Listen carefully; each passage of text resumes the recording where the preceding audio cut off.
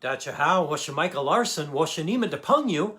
Hello, everybody. This is Mike Larson from BBC IML, and this is a moment with Mike. So, I do mentorship for both personal and business. We create sales and leadership processes, also team building, hiring, and coaching processes for businesses. We do some graphic design, and we also do a little bit of marketing. And I also help people become financially independent through investment company that I've started up too. So if there's something in that grouping that you could use some help with, I'd love to help you. So driving home from a wedding, a family wedding this evening was quite the ride. It rained the whole way from Minneapolis up here, which is about 220 miles, and still raining here. You can see I was just out. I got my hair a little bit wet, so I went and picked up some food. But I did a program this morning. I don't know if anybody caught it. It was on Zoom, and it was about it was about not using in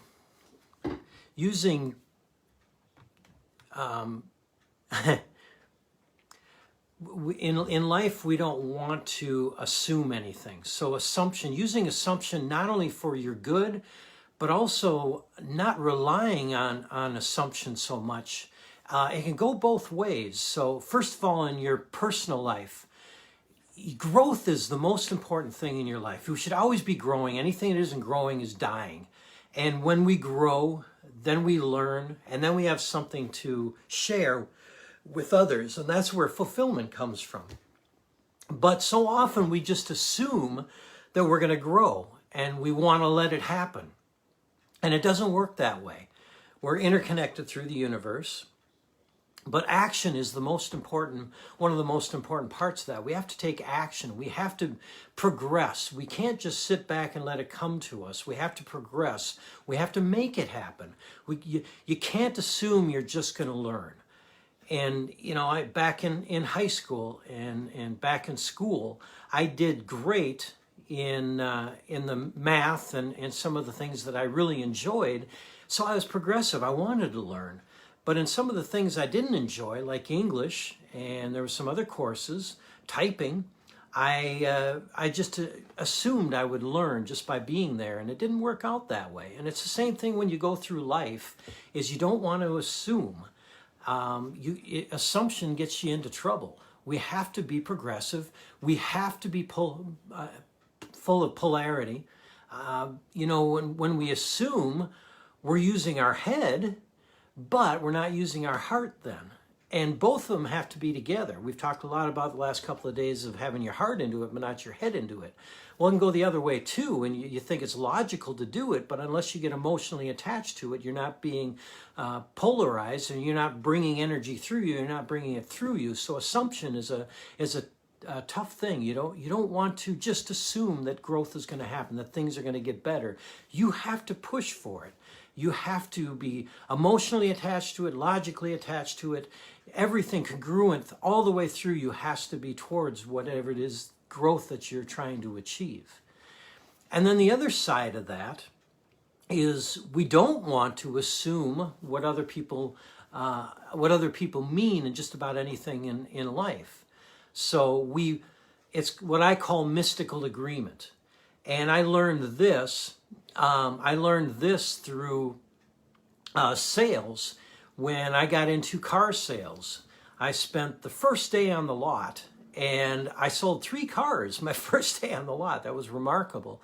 It's tough to sell 3 cars in a day, but I sold 3 cars the first day, and then I went for a couple weeks after that without hardly selling any.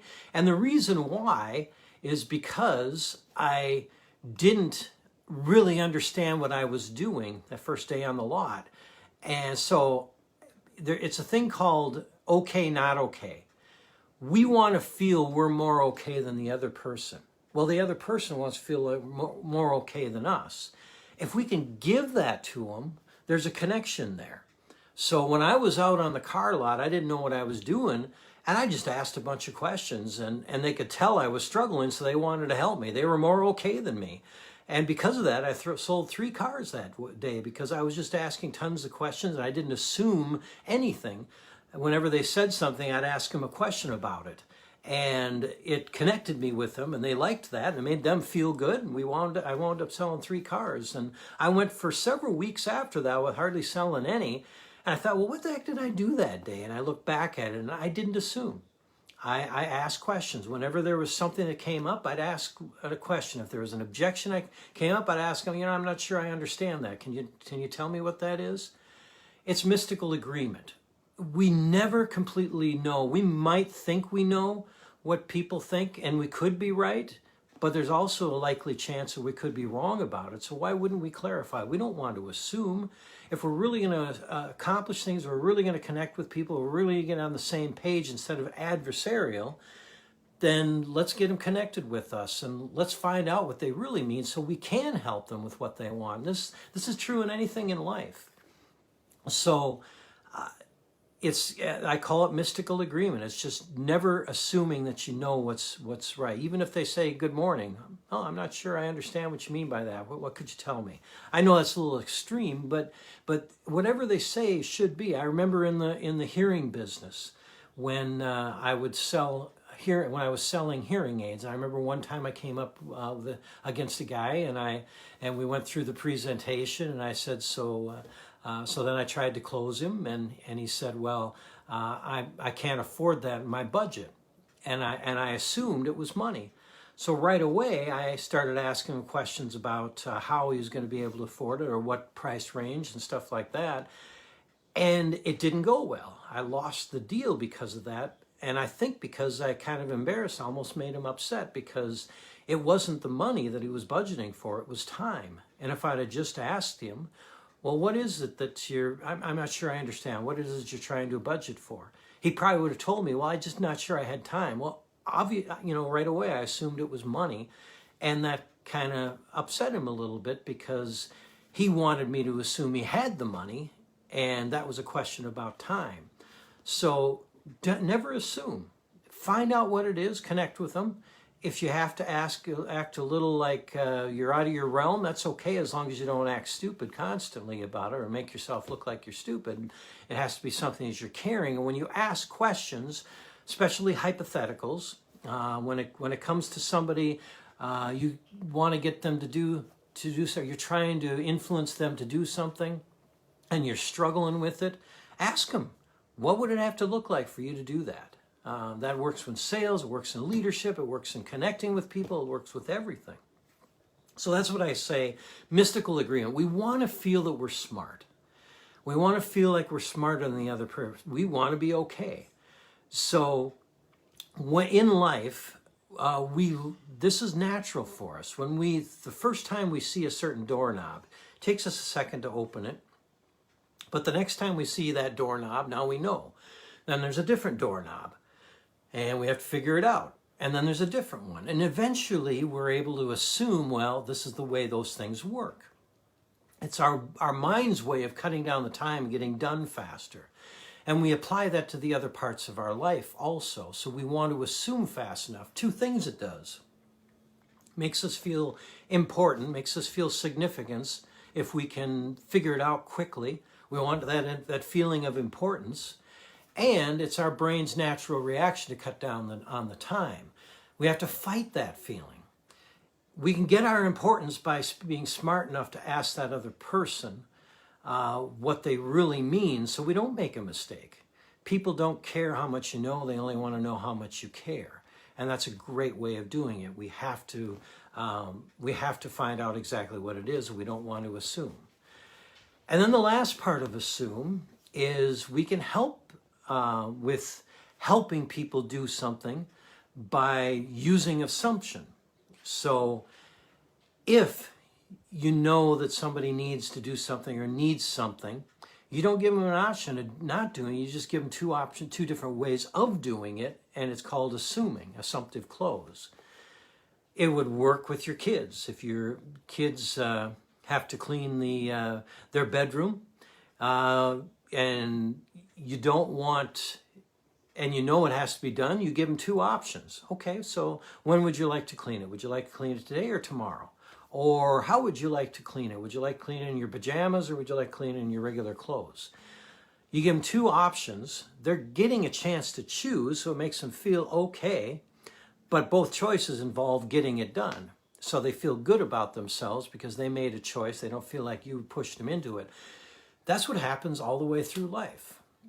People don't want to be told what to do.